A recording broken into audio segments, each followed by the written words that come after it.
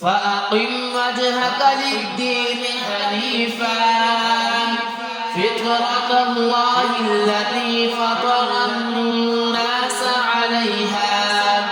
لا تبديل لخلق الله ذلك الدين القيم ولكن أكثر الناس لا يعلمون فأقم وجهك للدين حنيفا فطرة الله التي فطر الناس عليها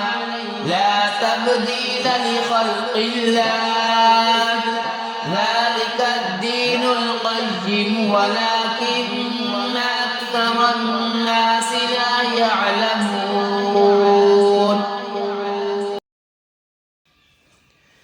اللهم أسلمت نفسي إليك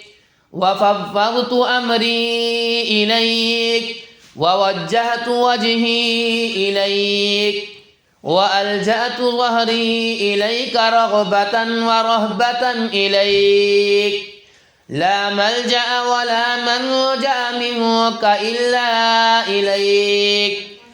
آمنت بكتابك الذي أنزلت وبنبيك الذي أرسلت اللهم أسلمت نفسي إليك وفوضت أمري إليك ووجهت وجهي إليك وألجأت ظهري إليك رغبة ورهبة إليك